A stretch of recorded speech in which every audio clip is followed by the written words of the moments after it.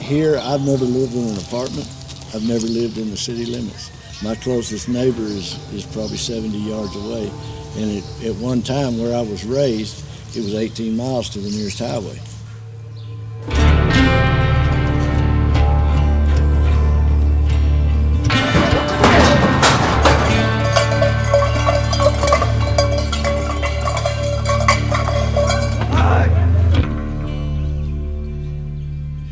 In '99, we were attending a church on the north side of Amarillo, and the pastor wanted to start a Bible study. And so we prayed about it, and he said, I think, we need to do a cowboy church. I've been around cowboys all my life, and, cowboys are not going to come to church. They'll come to arena or to a barn somewhere, but they won't come to church. I was praying, God said, you'll build a church and call it Arena of Life, because life is arena, and that's where people's lives will be changed.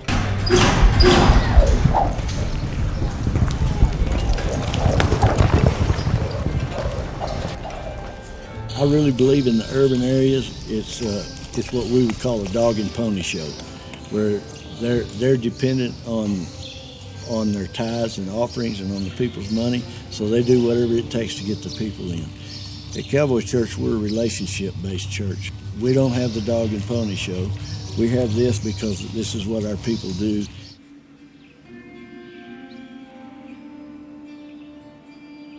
You're out in the country and you see the things that God made. You see the wildlife and you see the green pastures and the hills. And it's really hard to get people that are in that lifestyle to come into a building, to a church, because they feel like when they're out in their pasture, they're closer to God than they could ever be in a building.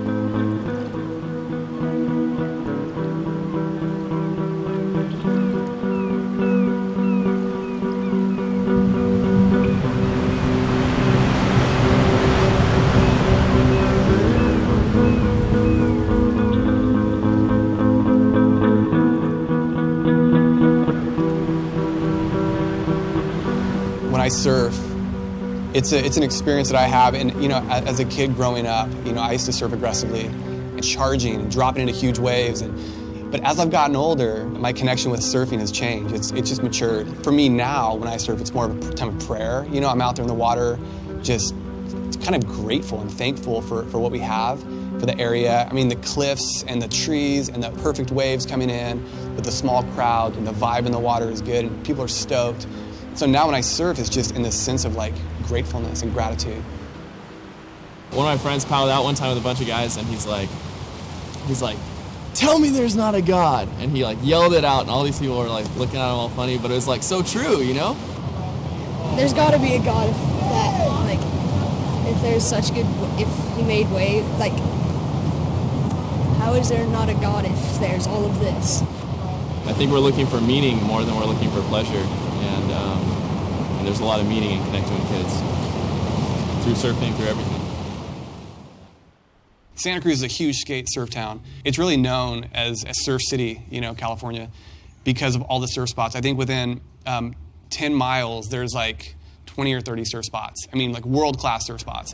It does attract that more extreme sport kind of person, and we try and reach out to them. And so we have people that surf daily, we skate daily, and we just go out and connect with students and share faith with them on their turf, surfing or at the skate park. That's the model of this church, existing in that place where our faith is being lived out and fleshed out in everything we do.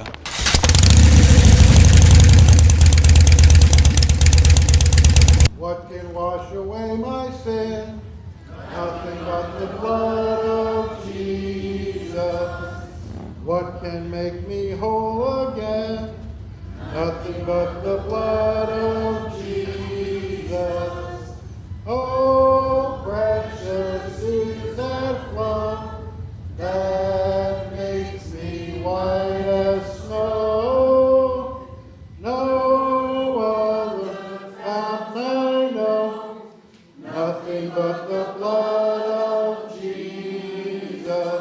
Faith is the belief in something you can't actually see, something you can't actually feel, but something you know is there just because in your spirit you know it's there.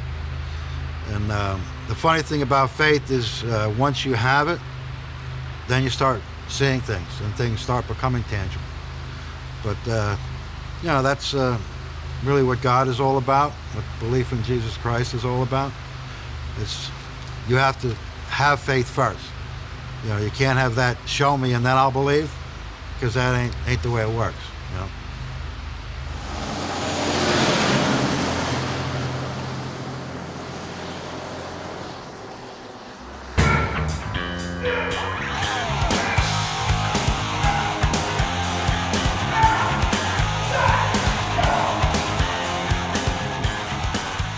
God gave me a natural ability, a talent to be an athlete.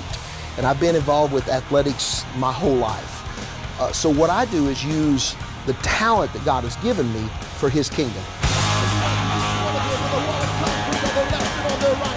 God did give me some athletic abilities and talents, so we use that for the kingdom of heaven. And how does that translate? Well, that translates into the feats of strength that we do on stage. We'll snap bats, we'll blow up hot water bottles till they explode, break huge walls of ice and concrete. And somebody says, what does that have to do with your faith? Well, the reality is it has absolutely nothing. We use the feats of strength simply to capture somebody's attention. Because I know this here, if I can capture their attention, then they'll hear what I have to say. America, in a sense, has been trying to rewrite its foundation. And I think that's very, very dangerous. Because our country, whether we want to politically admit it or not, our country was founded as a Christian nation. It was founded upon Judeo-Christian principles. It was never founded for a freedom of all religions. It was founded for the freedom of Judeo-Christianity. Not everybody's going to accept certain areas or certain things, but it doesn't change the fact that's what America has is an exceptionalism, and I say that very humbly, not arrogantly, that we have tried to excel, and we've had great men and great women that have accomplished great things. And that's because they were daring to dream big and not allow themselves to be limited by what somebody's saying they can or cannot do, or putting a ceiling, if you would, on their dreams, hopes, or aspirations. And that's what we term as that American dream. I will die for my faith. I will die to stand in what's right and not compromise what I know is godly convictions on my life. Particularly after the 1960s, the way that Americans think about religion has fundamentally changed. Part of that has to do with the fact that we're no longer expected to belong to the faith of our family. Because of that, what organizations have had to deal with is finding a way to make sure that their product, their religion, is something that people want to participate in, because they're not guaranteed an audience anymore. They're not guaranteed consumers anymore. Hi, I'm Janine Turner. Welcome to Christoga, Christian yoga. Yoga-filled body, Christ-filled soul. There's something known as the secularization theory, and the idea with the secularization theory was that as countries became more industrialized, that they would become less religious. And that's true in most countries around the world. It has not been the case for the United States. The First Amendment of the United States said that there would be no established religion for the country. And because of that, religions have always had to compete within the United States. They've always had to market themselves at some level or another.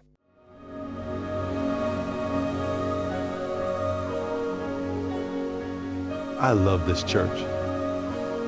For over a decade, I've watched God build a movement of people committed to loving those outside the church walls as much as inside. Passionate about transforming not only themselves, but the world around them. And I have to believe this is just the beginning. Abraham had a son named Isaac. Abraham had a son named what? Isaac had a son named Jacob. Isaac had a son named who? Jacob's name was changed to Israel. Jacob's name was changed to what? And he had 12 sons. How many sons? 12. Very good. One of those sons was Joseph. All the ladies in the house say, Joe. One more time, all the ladies in the house say, Joe.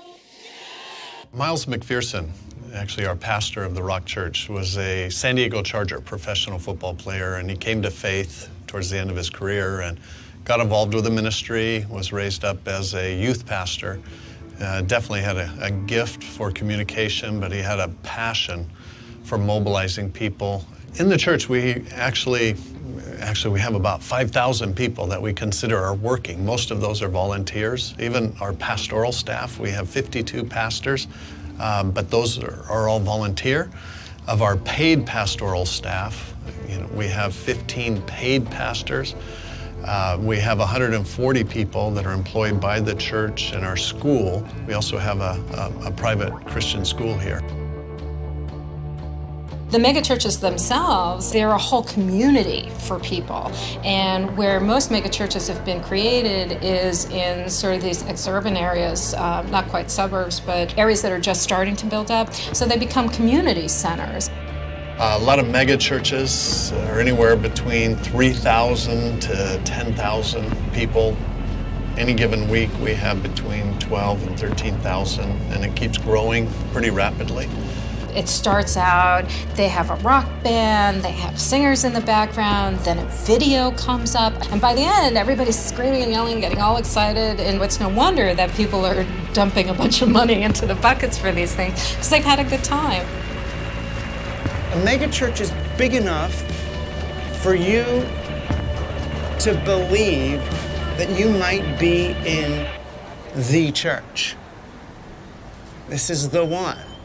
And that this is the place where the Messiah will come back to, that this is the one that God's looking at right now, that this is the center of the universe, that this is Woodstock, that we're there. Plus, it's self-contained, you're there, it's like you're in the mall, you get everything. Your dentist is in the mega church, your teachers are in the mega church, your school is there. It's like one size fits all, and that size is mega. It's welcome to America. This is Disney celebration. Well, the materialism is the religion. Most of our famous Christian preachers are prosperity preachers. They're saying, Jesus wants you to be rich. Oh, Lord, I need $100,000 by next week. I felt 50,000, right? There go 30. I shot top 20. That ain't how it happened. That's not how it's happened. You're not giving the blessing anything to multiply. Listen, folks, everything else is a fantasy. It's not falling out of heaven. God's not raining money out of heaven. It's not going to happen. You're going to have to get involved with your money. America is a place where, for the most part, the ecstatic tradition has been repressed, right? So there's very few ways, other than consumerism, for people to experience that immersion, that ecstasy, that ineffable quality of communion and transcendence.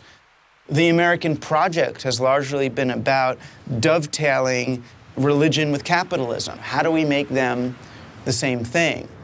Money coming to me now. Shout about. Marketing from the major corporations is a threat. The major corporations are simply using religious strategies. It threatens you. It says, if you don't buy my product, you won't be young, you won't be powerful, you won't have status, you won't have eternal life, you won't make it to the promised land. It changes our dreams, it changes our sex lives, it changes how we raise our children. Have the moral courage to leave this place. Do the research. Find out about these products. Do the research. Find out where these products came from. My church was a response to the fundamentalist regime of American consumerism. Mickey Mouse is the Antichrist, my child. I don't want you to come into this den of iniquity. Take your little tourist family, walk on down the street. You don't want to give the Disney company your well-earned cash. I started martial arts at the age of 4. I'm 37, so I've been doing martial arts my whole life. I don't know, I really just wanted to be an actor. I used to act up all the time as a kid. I was about 17, 18, and then, you know, a show Power Rangers came up. Ended up booking that show. No one may know you are a Power Ranger. Count on me, Zordon, 100%. There's a lot of things afterwards that comes with acting, you know, fame and all. I wasn't searching for that. I love acting. Later on, as I moved to Texas, I came up with a clothing line called Jesus Didn't Tap, which is pretty much that. We're like the first and only, you know, Christian mixed martial arts clothing line.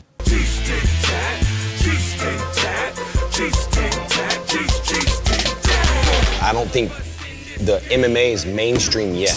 It's big, it's making big money on the UFC and all that other stuff, but still, I think people look at it as barbaric or violent sport. It is, I can't say it's not violent, but it's on a sportsman level.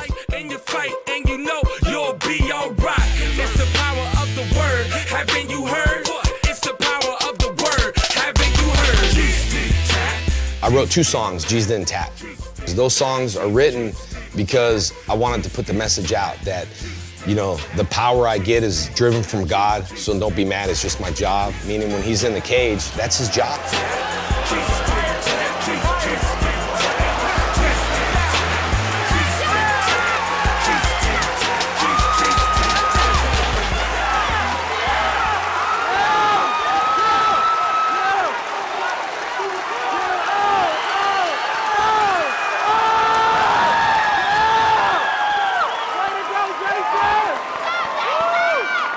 I have another shirt that I'm working on right now that says not feelings, not emotions, just love.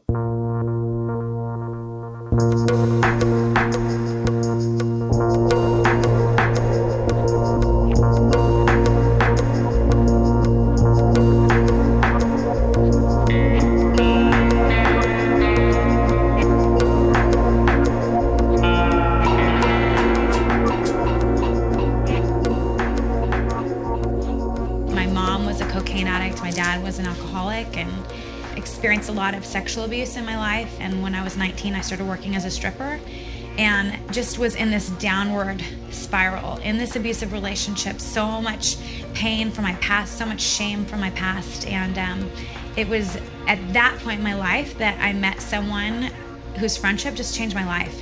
She was a Christian, and just through her life I saw something was missing in my life. And then after going through recovery, you know, counseling and support groups and just spending a season of intensely focusing on getting some healing for my own issues, I just started thinking, you know, maybe there are other women who are still trapped in circumstances like I had been in, and maybe they need help too. So I founded Treasures. It's an outreach to women in the sex industry. And now we do outreach to 170 strip clubs a year and just basically come alongside them and give them the resources and tools they need to live flourishing, healthy lives. P-O-R-K.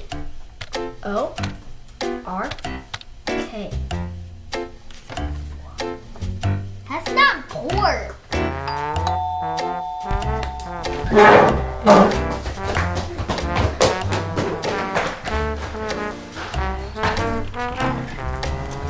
Hi, boys. Are you guys at least 18 years old? Sorry, we're only 21. Perfect. The advertising industry totally understands that sex sells. This is what attracts people. And in our culture, a story about sex, that's huge ratings.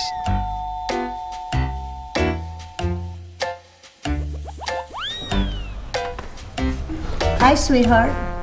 What we're trying to do is help people understand that looking at pornography is going to give you a false expectation and false hope of what sex is actually really about.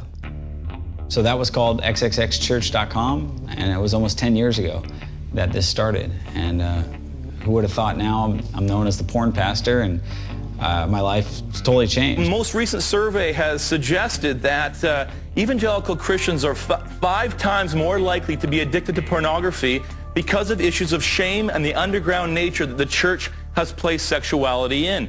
Ron, why is that? What's going on there? Why a higher rate of addiction in that population? Well, look, I was an educator. I used to be a school teacher. I have a master's in special ed. We found that the more restrictive the environment is, the more the kids want to act out. when you keep pushing kids in a certain direction, don't do this, don't do that, don't do this, they actually want to do things. It makes them more experimental.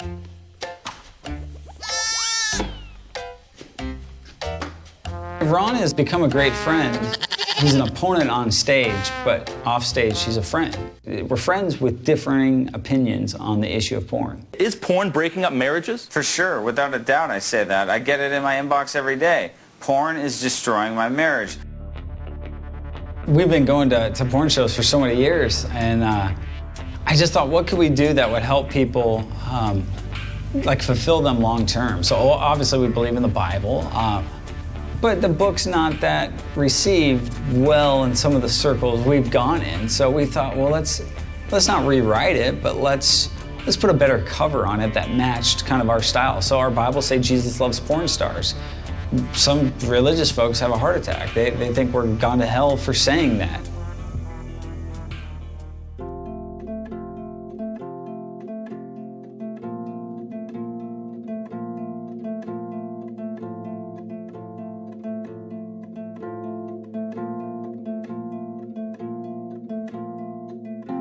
I love you all the way to my toes, and of all the things you could, I want you to know my love for you.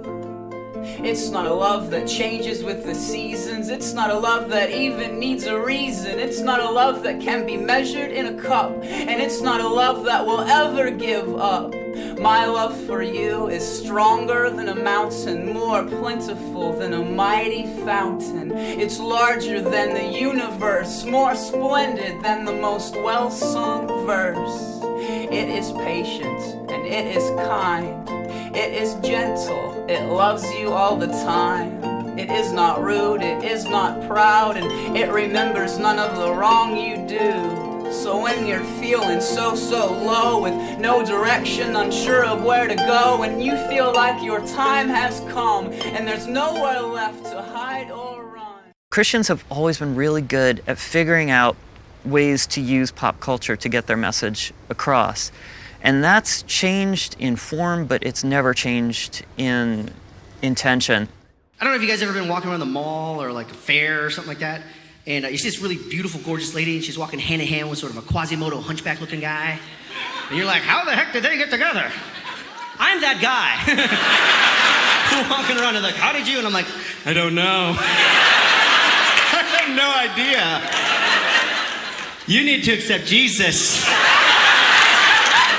Christian comedy is difficult because, for a couple of reasons. For one thing, comedy comes from pain. You know, comedy has generally been a way that people can express their anger and their frustration and channel that. Christian comedy often wants to say, once you become a Christian, everything is great. Well, if everything is great, you have nothing to complain about, and so you have nothing to laugh about. A lot of Christians have trouble, and I don't blame them, going to a comedy club because 8 out of the 10 comedians are offensive. So my husband and I have worked really hard to produce shows that everybody can go to. This one is inspired by my mother because I heard her on the phone and she's talking about somebody's issues. And I was like, Mama, that is so not Christian. And she's like, oh, yes, it is, because we are Christian and we don't have issues. We have prayer requests. She's like, we don't go to therapy. We go to small group. And so this shirt was inspired by my mother's small group. It says, it's not gossip if your head is bowed. Through the 1980s, the mainstream thinking within evangelicalism was, we need to separate ourselves from popular culture. Popular culture is evil, you know, it's Madonna, it's scary. I fear that my daughter will never be able to leave the house because pop culture is so frightening to me. Christians became known as the people who would boycott something if they didn't like it. When I look at the television, I've become a crotchety old lady. I really have. I've become my mother. Like, I can't believe the show's on for kids today. So the way that the American pop culture machine responded was to think of them as a group that you didn't want to not buy your product.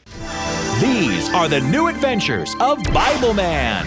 Organically, consumer culture grew up and rushed in to fill this void where nothing had been before and really exploded almost overnight through the 1980s. Helmet of salvation. Sword of the Spirit, which is the Word of God. I grew up in East Tennessee where we had like Christian everything, you know. When you became a Christian, you didn't stop buying stuff. You just started buying Christian stuff, you know. So we had Christian t-shirts, you know, you had Christian bumper stickers. We even had Christian candy. It was called a testament. I can even remember one thing where they would give these charts out and we had to burn all of our secular music because obviously it's from the devil, you know, and so we would destroy all of our CDs and then they would tell us, they would give us this chart and it said, if you like this secular band, then you'll really like this Christian band because they sound the same. And then we would get these Christian CDs and we're like, oh my gosh, that does not sound like Metallica, you know? Rock with the best of Christian metal on Testify. New from Arrival featuring Bloodgood, Russia, Mark Farner, Guardian, White Cross, Jerusalem, Neon Cross. Rock with Testify. For a long time here in the States, religion, especially evangelicalism, had a very political meaning. To be an evangelical Christian generally meant that you subscribed to a certain set of political beliefs. And while that's still largely true, I think that there has been a real blossoming of liberal evangelicals. When Jesus said you must become like a little child to enter the kingdom of God, that's the scripture that changed my life. I think there's power in belief, and that in that believing, kids do things.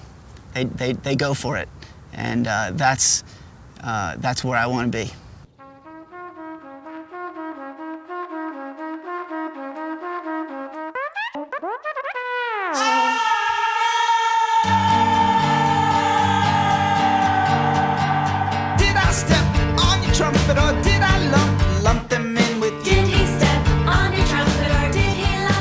For the first period of time when it was my brothers and sisters playing with me as Danielson family, we would wear doctors and nurses uniforms with hearts on our sleeves. We believed that this music that we're singing and playing is healing music because we would always pray before we go on stage and pray that the Holy Spirit come and work miracles.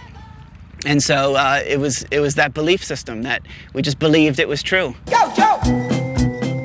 We were in a strange, exciting place because the music I've been influenced by growing up was independent rock, punk rock, but then lyrically, my lyrics are directly influenced by the Bible. So for years of putting records out, we were too weird for the Christians and too Christian for the weirdos.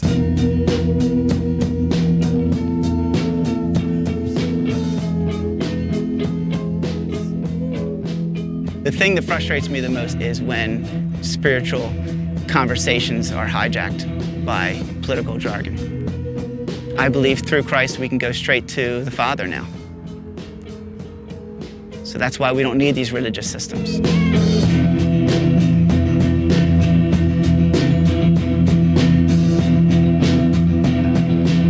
They sort of are the standard bearers for a strain of evangelicalism that's really interesting. They put out records on indie labels, they play shows in clubs, they don't really follow a lot of the same strictures that the mainstream Nashville bands have to do.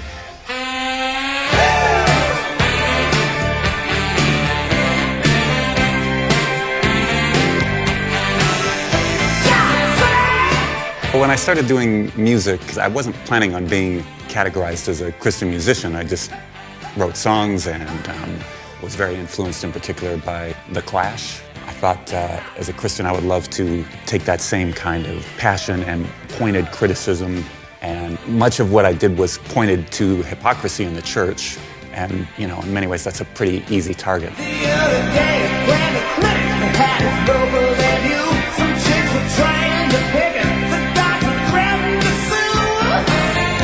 A lot of the audience wasn't used to satire, so It garnered a lot of fans, but it garnered a lot of criticism at the same time. Now I don't care if it's a baby or a tissue block, but if we run out of youngsters, I'll be out of a job. And so I did my duty, cleaning up the neighborhood. I blew up the critic real good. There is a slice of the American population that is uncomfortable with any kind of religious discussion. And there is another slice that likes their religious culture very defined and within certain parameters. Life unwinds like a cheap sweater, but since I gave up hope, I feel a lot better.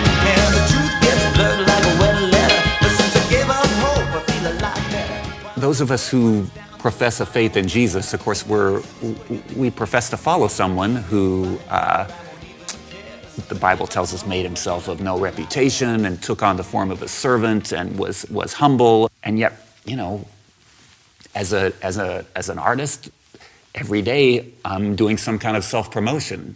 As a film director, you know, we're crafting ways to promote our commercial enterprise.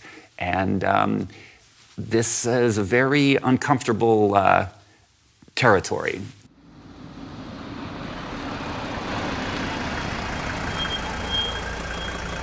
I really believe that we give a false impression of what Christianity is all about when we market it.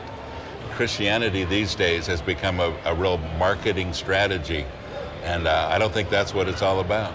I don't think that's what Jesus had in mind. Well, I've been a pastor for 36 years now. I've been pioneering Christian rock and roll music now for almost 40 years. And this is church underneath the bridge here. This is a little different than most people do it. The word church in the New Testament for the first 300 years didn't have anything to do with the building. It just meant people who were Christians meeting together. These days, I think people need to think outside the walls.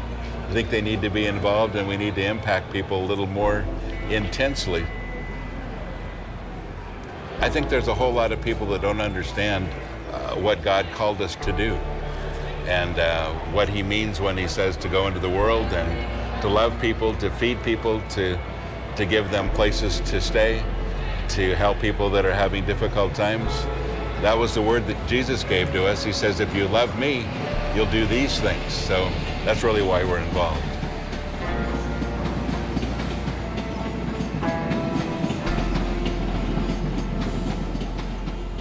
We started out in this neighborhood 15 years ago when there was a group of poor and homeless families that were living in an abandoned cathedral not far from here. And these were mostly moms with kids that were on the waiting list for housing. And so we came alongside them and got involved in their life, and that changed everything for us. I think that was really a place where I began to wrestle with what it means to really be born again. It was out of that housing struggle that we started the community here. And our whole vision is to love God, love people, and follow Jesus.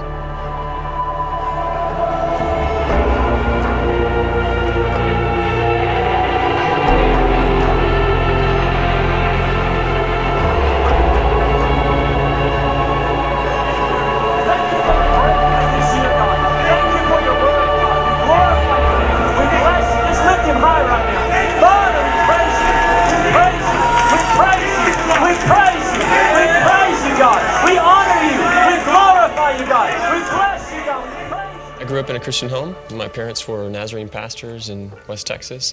I never was a Christian. I just lived through it, just heard the stuff, knew the stuff, just didn't want to believe the Bible, didn't want to believe all those things. And so when I was 20 years old, I lost a friend. He was in a drunk driving accident. And the one thing I didn't want to do was become a Christian. I was like, I'll do anything but that, because people were talking about, did he go to heaven? Did he go to hell? Finally, I gave up on religion completely, and I announced to my fiance at the time I was an atheist. That night I had a dream, and in the dream I died. And when I died, I went to hell. The day after I became an atheist, I repented and I came to Christ and I became a Christian. I never wanted to be a pastor. I never wanted to have a church. But in 1999, God spoke to me and he said, I want you to preach. I said, okay. Within a day, he said, I want you to start a church. I said, okay. I don't know what that means and how do you do that. And the next day he told me, start it next Sunday. And so within 6 or 7 days, we started Deliverance Bible Church.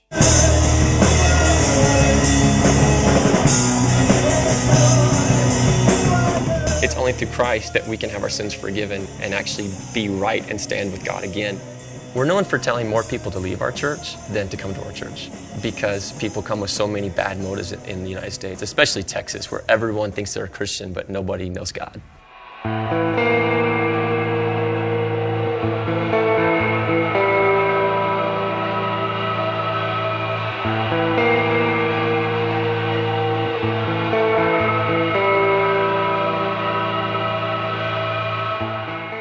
The born-again experience is the fact that you were convicted of your sins. You realize, it's like being in a courtroom and you're standing there and you're cuffed and you realize that you did what was wrong and you're standing in front of a judge and God's gonna judge us. Okay, that's true. That faith is real. Like, faith is not something you're thinking through or hoping through. It's a revelation of truth. It's like you realize that's true and you're willing to live for it and die for it.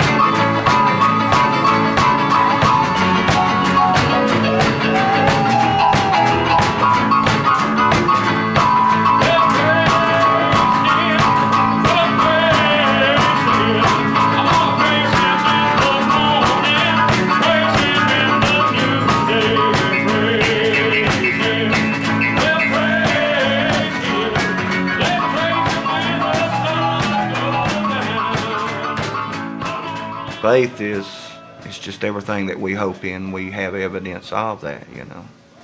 If you say you believe in something, you know, you have to show what that you believe in.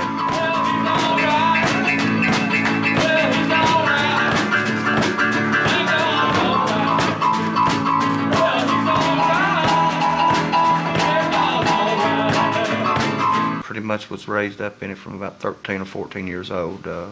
We're originally from Kentucky.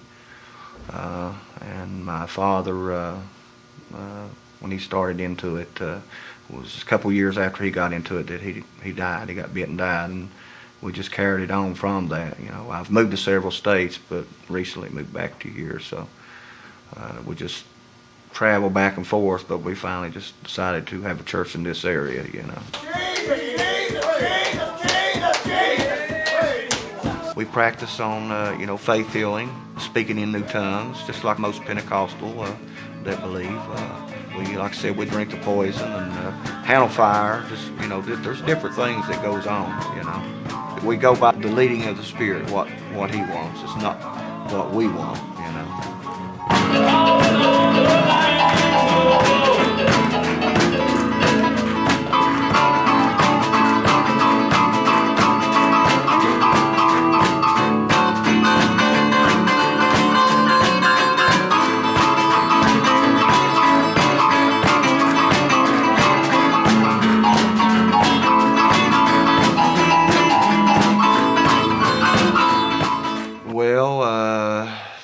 We get bit. Mainly the first part is prayer to God. We're not so much as praying that this person won't die from it as much as saying, God, whatever your will is. We accept your will whether the person lives or dies. And mostly, like I said, it's dependent on how the person is when they're bit. You know, if they're bad off, we usually go to someone's house and find them a place comfortable, you know, and pretty much just sit up with them until the whole process goes through their body, you know, whether it take a day, 2 days, 3 days. It just all depends on how bad the body is. That's why we believe so strongly that we are in the truth, because the apostles, they were killed for the truth. Yes, Jesus. Oh, I know someone here tonight is touching her heart.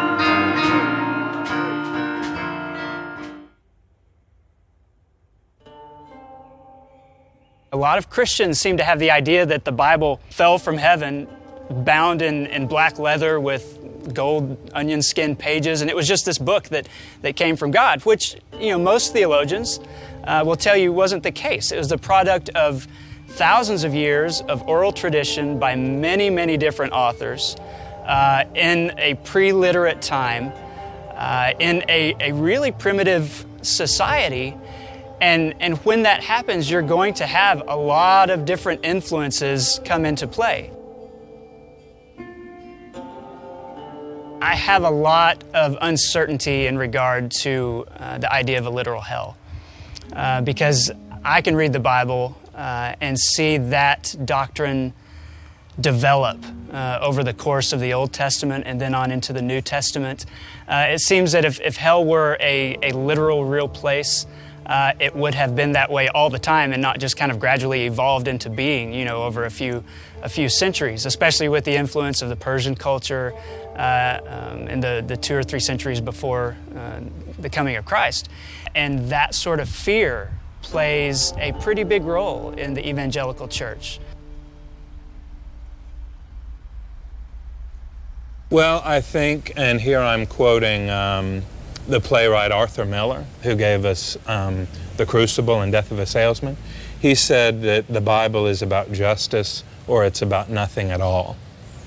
It's not that I think questioning is okay for the person of faith. I would say that you don't actually have faith if you aren't questioning, that questioning is the activity of faith. I begin with a story of a small town where people are very familiar with one another, where they're very curious about each other's existence. Everybody there seems to know everybody else's name. And if you were visiting this town as an outsider, something you would notice immediately is, as normal as it seems in other ways, people have a habit of steering their conversations, sometimes defensively and strangely, in the direction of a figure called Uncle Ben. Every week a bell sounds and all of the people in the community go to the biggest house in the town, and they do what they always do when they arrive. They go to the ground floor and they talk to each other, ask each other how they're doing, and then another bell sounds and they descend slowly into the basement of this house, where there are metal chairs all facing a giant furnace.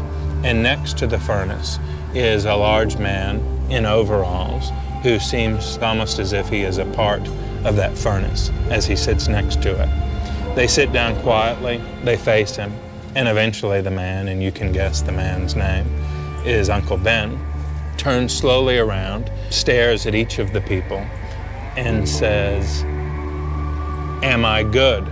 To which they all say in unison, "You alone are good, Uncle Ben." "Am I worthy of praise?" "You alone are worthy of praise, Uncle Ben." "Do you love me more than anything, more than anyone?" "We love you and you alone, Uncle Ben." And then Uncle Ben says, "You better love me or I'm going to put you in here forever." And he opens the furnace and they all stare into it, and they see human forms in agony. They see fire. They see whatever they need to see in order to be people trapped in this relationship of fear and trembling. He closes the furnace, and gradually, once they're sure that he isn't going to say anything else, they make their way back up the steps to live their lives as best they can, but never quite free to say what they see and to feel what they feel. They live lives of quiet desperation in which they stop their own free thought over and over again, and they're left in this psychological nightmare.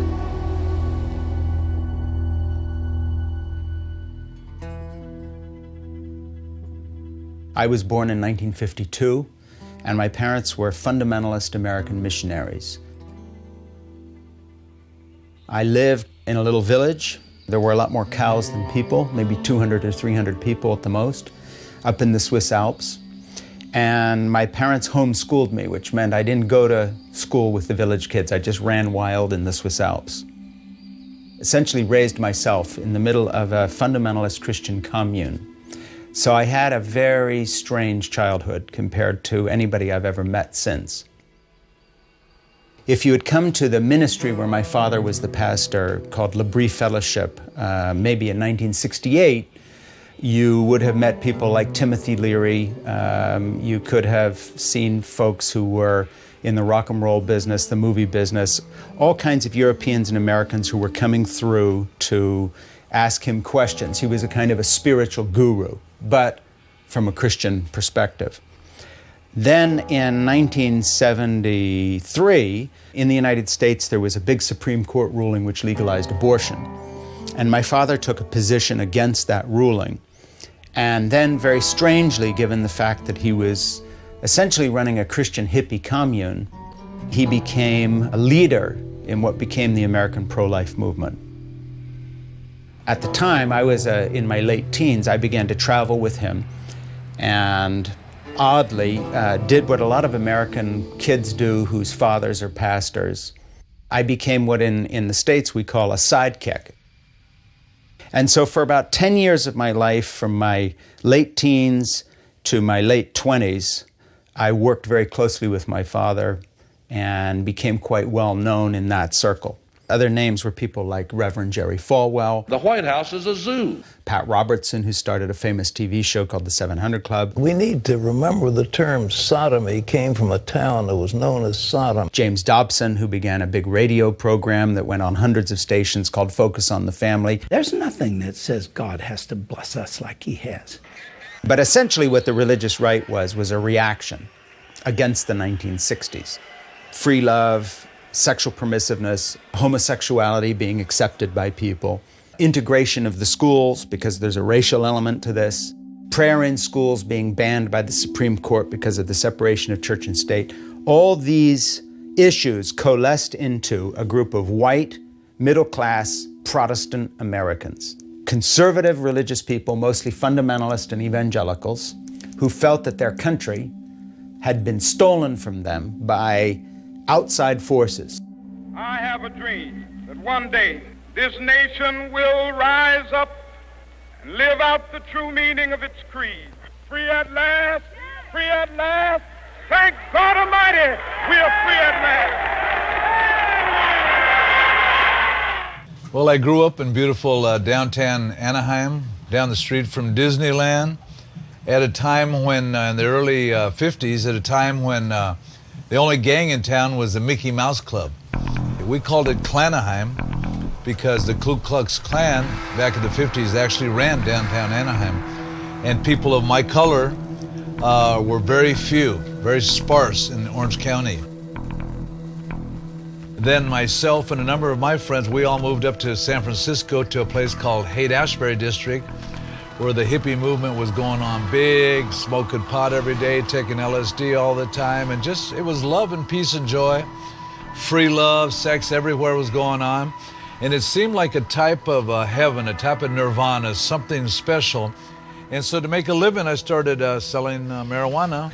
And then about the late 60s, right about the time the Vietnam War was going on, a whole lot of unrest. They were drafting all the kids my age. I got arrested for selling marijuana. In those days, they're real harsh on it, so they gave me a year in the county jail. I went in a flower child and came out a wannabe gangster. So around that time, I got involved in the biker lifestyle. Started riding a motorcycle, a Harley Davidson. Started hanging out with different gangs, the Hells Angels, Vagos, Mongols, different motorcycle clubs from our area. But I was always looking for love in all the wrong places, trouble, everything like that. Cocaine became my next thing. That became real popular, so we were smuggling, and I was snorting cocaine and finally shooting cocaine. So my life was pretty shot out and bad, but one day when I was about 25 years old, I met this girl. She was a psychiatrist, and she asked me this one day. She goes, "Have you ever tried heroin?" And I go, "You know what? Heroin's for losers. It's no good. It'll mess up your life." I knew enough about heroin to know that nobody wanted to go down that road. And she says, "Let's try it just once." And so we did. I scored some heroin. We fixed it up. I kind of turned my head while she was ready to shoot up my veins. It was unreal. When I took it and she took it, that was kind of like a peace that I'd never found, I was looking for. And so I started shooting heroin every single day. Before you know it, I was just a junkie, robbing everybody, stealing everybody. I'd sold everything I had. And one night, I just went berserk. I was at my house in downtown Anaheim. We had a big party going on. I started hurting people in the house. The next thing you know, the police were there. They had a gun to my head, say, Aguilar, make a move, we'll kill you. And the next thing you know, I'm sentenced to 10 years in prison. Good evening. In a landmark ruling, the Supreme Court today legalized abortions. The majority in cases from Texas and Georgia said that the decision to end a pregnancy during the first 3 months belongs to the woman and her doctor, not the government. Roe versus Wade, the Supreme Court decision, was very extreme, even by European standards, and was a very permissive abortion ruling overnight, all 50 states, boom. If you had chosen one thing to absolutely galvanize and infuriate the American white Christian middle class, that would have been the issue. There's nothing that anyone could have devised that would have more quickly created a culture war. And so in reaction to that, the religious right said, we're no longer simply interested in your salvation, trying to get you to believe in Jesus and be like us, the way, for instance, the evangelist Billy Graham had been preaching.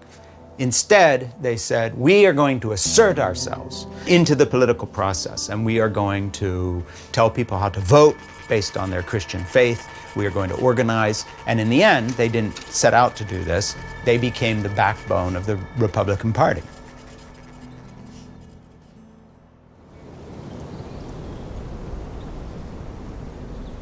Our vision is to help parents teach their kids about America's history, about where we've been, and about where we're going. Generation Joshua's call to teenagers is that you can make a difference. You may not be old enough to vote, but we believe that young people can make a difference. Where we've had our members, they've volunteered their time, they've worked for candidates who share our values, so candidates who are pro-life, candidates who believe in the traditional family, who support homeschooling, who support parental rights, a limited role of the federal government, and through their work, we've been able to elect members of Congress who share our values. In a lot of cases, the government or social media tries to influence and tell kids what to believe, and a lot of times they just go with it.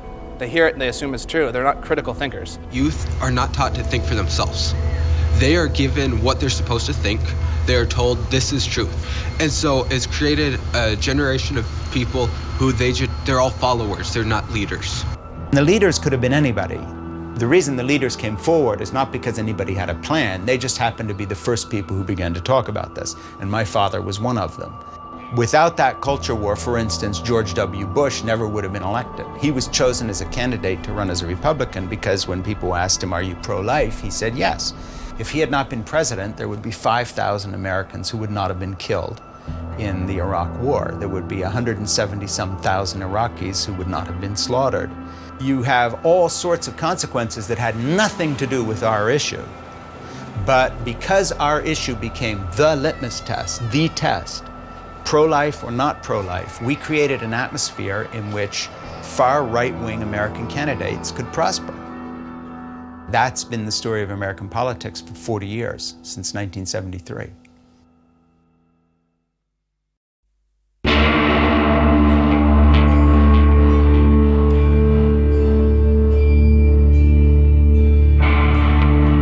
So there I was. I got sent to Chino State Prison to begin my prison experience. And while I was there, one night I heard a man shout out, "Chapel call." He said, "All you prisoners that want religion, walk on down that hall." So I got out. I walked down that hall with some other inmates, went into a little room, just a little small room, because we heard some ladies were going to be there coming in to sing, and we wanted to go look at the ladies. Beautiful bait. I decided I want to get out of my cell. I'll see what's going on here. And when I went to this little room, there was a man that shared about Jesus. And he shared that Jesus would forgive anybody of any of their sins. And so I asked him a couple questions because I couldn't believe that the heinous, horrible sins that I'd done him for so many years, that he could actually forgive me. The deal sounded too good to be true. And two of us stood up. Never forget that. Two of us stood up in that chapel, and we gave our lives to Jesus. A couple of years later, came by, I got released. went out on the streets, and I felt like something inside of me saying, I want you to serve me.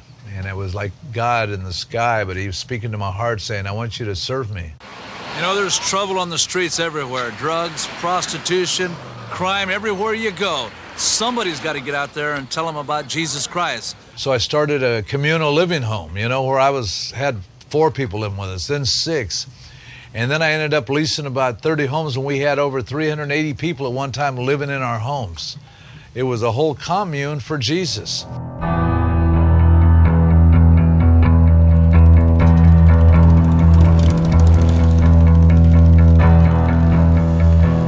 A group from a company called Trinity Broadcasting Network, which is the biggest Christian television network in the world.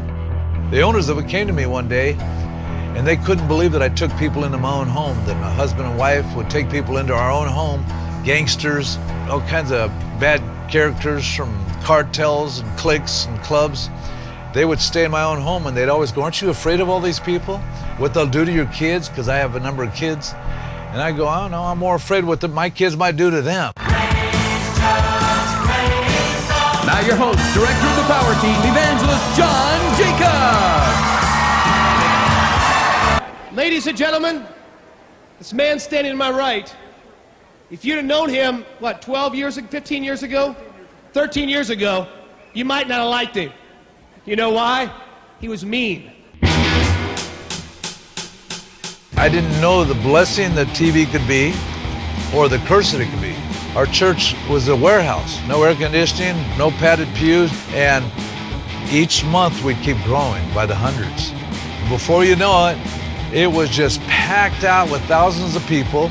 The code enforcers there, the policemen were there. They're going, what's going on over here? I said, hey, God's moving. And then on that TV program, they gave me a Friday night TV program, and then it got bigger. And it got too big for our place. We moved to another place that got too big for our place. Then we ended up renting a stadium, you know, of about 8,000 seats, filled up that place. And then it was just too big, too many code enforcement problems. The speakers were too loud, and the people were too wild. The city council, the city officials said, we're afraid what happens if you decide to not follow God anymore? All these people are going to follow you. And then there was some preachers, some pastors from Calvary Chapel, the Jesus Movement, the hippie ones, Chuck Smith, and all these conservative ones who were in Orange County. They started telling people that I was a cult leader, and that I was like Jim Jones or David Koresh. Beware of set free. They will do and say anything in order to have people join their cult-like group. They speak about Jesus Christ and they claim to be Christians, but be warned, they are not real Christians. Brother, I want to tell you something. Saint or sinner, that is dangerous stuff. And so it turned into a big, giant scandal in Orange County. And I went from top of the spiritual mountain here to hitting bottom, set free, spread out, scattered all over the country. I had my last service in April of '93, told about 7,000, 8,000 people, hey, I'm out of here. I'm burnt out with all the politics, burnt out with all these Christians, and I moved to Venice Beach. Venice Beach is a good place you think you can hide out, because it's got all the freaks of nature that are over there. I still had people coming up, Pastor Phil, hey, would you pray for me? So I realized I'm not going to get out of the call of God. And now in this last year, building up our soldiers again, building up our church again, building up our outreaches again, and just getting ready to rock and roll and do everything we can to share the Lord as the bad boys of Christianity worldwide.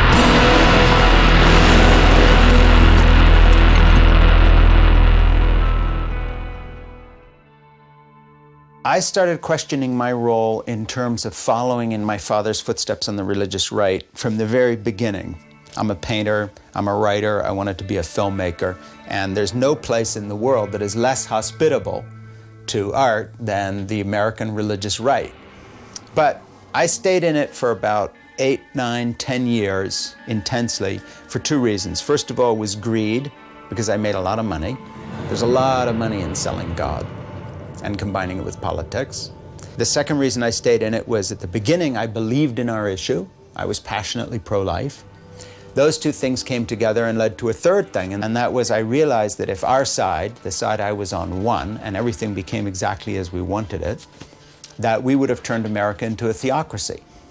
Secondly, I had a real crisis of conscience, and that was that the kind of people they hated most were the sort of people I liked best. The country they wanted to create was a country that actually would have no room for people like me if they knew what my real interests were.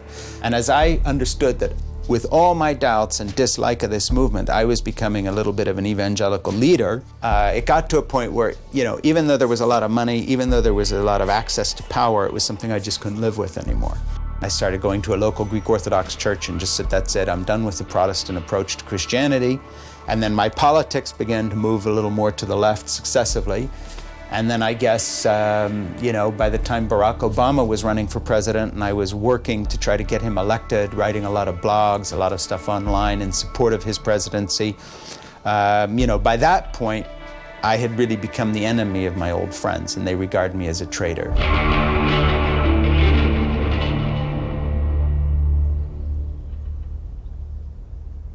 Homeschool Legal Defense Association is an international organization dedicated to protecting homeschool freedom, so the right of parents to direct the education and upbringing of their children.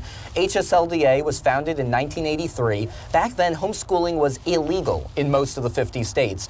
And by the work of HSLDA and dedicated parents, today homeschooling is legal in all 50 states. So today, parents have a choice. They can put their kids in public school, they can put their kids in private school, or they can choose to educate their children at home. There are a lot of homeschool people who keep their kids in private schools or in homeschools because they want to educate them better. There's also a whole other movement that wants to protect their kids from what they regard as bad ideas. And these are children who are being raised believing that modern science is evil, that the world is 6,000 years old, that Jesus will come back any day now, that all the stories in the Bible are true, that people who disagree with their theology are going to hell. And so really, these are children who are being raised in an alternative universe. In much of the United States, there's kind of a crisis of reality. One reason why so much of our political rhetoric in this country is so impervious to reason or empirical evidence is because the all-encompassing reality of the right, it's so kind of tightly constructed and impermeable.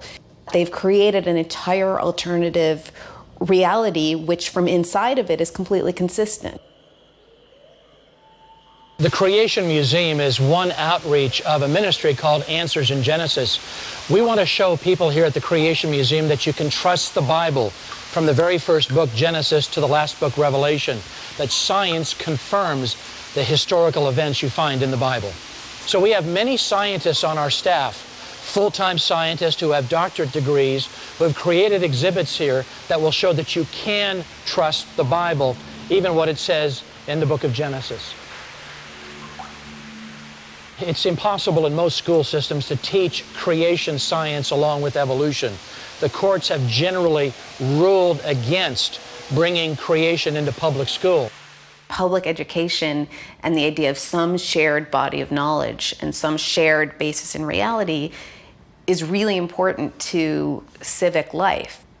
When you can't even agree on the most basic of facts or the most basic of realities, it makes any kind of debate almost futile and impossible. In our bookstore, which is just a few meters over here, we have a wide array of materials for a variety of age levels on the theme of dinosaurs and the Bible. Because the Bible actually has much to share about dinosaurs or dragons. How did I fit the dinosaurs? This ark is huge. Every American faction from the very beginning of American history has claimed that God is on our side. And this led to this idea called American exceptionalism.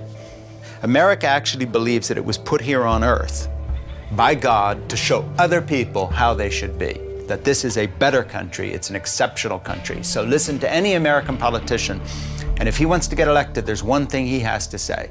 First of all, he believes in God. An atheist could not be an American president. And secondly, he has to say that this is the greatest country on earth. And that spirit still animates America. We are going to show the rest of the world how to be civilized. That is the heartbeat of American foreign policy. But it also shapes policy in other ways. For instance, America's support for the State of Israel, which has been unequivocal, goes back to a theological concept that Israel is the chosen people, that Arabs are evil because they are opposing the chosen people of God. And so if you look at the history of the State of Israel, its roots are in two things. Obviously in Zionism, which came out of the basically European 19th century culture. And then you have the support in the United States, which is not Zionist, it's evangelical Christian. And of course there's an irony to that. And that is, evangelical theology says that Jews are all going to die and go to hell. Jesus will come back and kill all but 144,000 of them. So don't confuse Christian Zionism with being pro-Jewish. It's pro the apocalypse. And now, Pastor John Hagee's sermon, Can America Survive a Nuclear Iran? According to the prophet Ezekiel, Russia and Iran will form a coalition in the last days in an attempt to conquer Israel. Iran and Russia are going to be wiped out. It's not Israel that gets destroyed, it's the enemies of Israel that get destroyed. Get that message early on. Are you ready for the return of the Lord Jesus Christ? The greatest prophecy in the Bible is not far from fulfillment. It's called by the snappy name premillennial dispensationalism. It's probably the dominant belief among American evangelicals, though not the only one. It basically holds that we're now in the end times. It holds that there will be a third world war in the Middle East, and that this is not really something to be avoided at all costs, because it's actually the gateway to paradise. It's actually a necessity.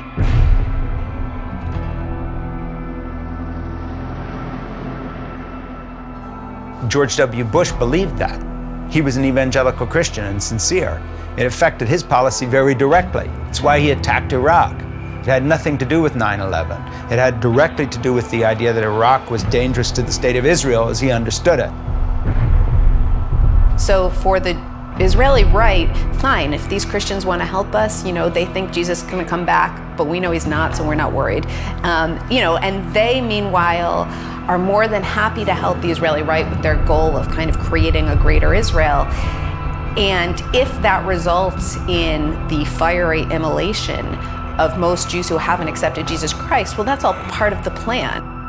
And so whether it's Israel or, for instance, now the EU, there's an entire movement of churches in America that says the EU is now going to be where the Antichrist comes from, and the EU will be attacking Israel with Russia. I mean, it sounds so crazy that I hardly want to talk about it because it makes me sound crazy because it's so crazy, but I'm not crazy. This is what some people really believe, and there are millions of them. The single best-selling book of the 1970s in the U.S. was called The Late Great Planet Earth, that was all about how the war between the U.S. and the Soviet Union, that's going to bring about the end times. They made a movie out of it, and it sold millions and millions of copies. Then, of course, that didn't happen, and the Soviet Union disappeared. But strangely enough, the author went on to write another book about how, oh, no, it's going to be the Middle East, and the war is there, and that's where the end times are going to come from. And in the 90s, there was this series of novels called the Left Behind books. The best-selling works of fiction in the United States are these kind of Tom Clancy versions of the Book of Revelation, of the end-time story. In those books, the Secretary General of the United Nations is the Antichrist. In the Left Behind video games, you actually form Christian militias and fight the forces of the global peacekeepers on the streets of New York City. A lot of people read those books, and even though they are fiction, took them to be true. And so I think the vision that most Americans now have of the end times comes from these novels. The mainstream, not just media, but culture, doesn't sufficiently take stock of the fact that within our culture, we have a subculture which is literally a fifth column of insanity that is bred from birth through homeschool, Christian school, evangelical college, whatever, to reject facts. Can Christianity be rescued from Christians? People ask who I voted for the last time. I voted for Hillary Clinton. I wanted her to be president because I figure that she'd be the one to push the red button first and blow everything up, you know. I can't wait to go to heaven.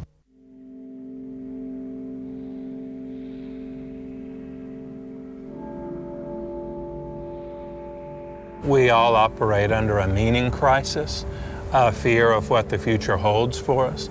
And if somebody can explain it simply and explain it in such a way that all of the people we don't like already are consigned to everlasting torment, or at least moved out of the way in such a way that we don't have to think about them anymore, that will often be the best-selling accounts of the end times. When things get complex, when the story gets confusing, people want it to end. You know, and these days people would rather it end bad than that it not end at all. You know, we are addicted to traditional narrative with beginnings, middles, and ends. The middle is the part where you get anxious, where things get tense, where you aren't sure. You know, once you reach that moment of uncertainty, of wobble, you want the conclusion. So we want that conclusion now.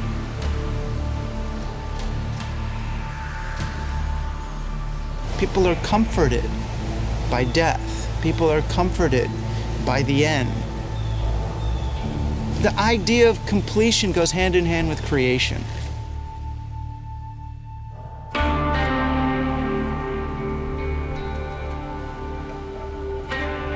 I don't trust the Bible. I think the Bible's a monstrous book in many ways. It contains the beginnings of genocide. It has tribal warfare. Rape and slavery are sanctioned. Big portions of the Bible are clearly mythological and insane. So I would not say that my Christianity is based on the Bible. For me, spirituality is something mysterious. I don't need it all explained. It's not a theological matter to me.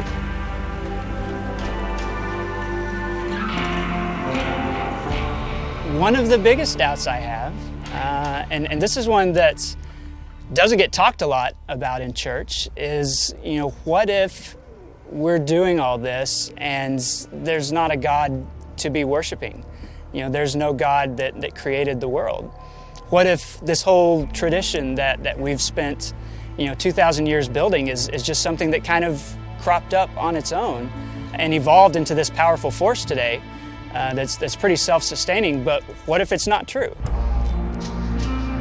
If someone can't feel and taste goodness and kindness in who we are and in what we say, then our ideologies are just like chaff.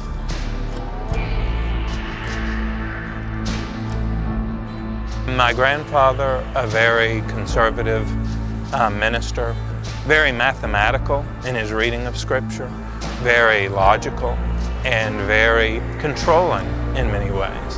But my father told me the tale of the two of them driving around one time.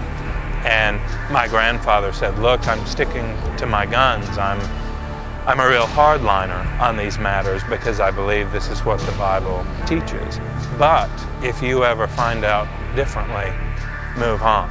Which was a very healing word for me to hear. It was a healing word for my father to hear, because he seemed to understand that doubtless one of the things that God would have to save future generations from was his own necessary ignorance.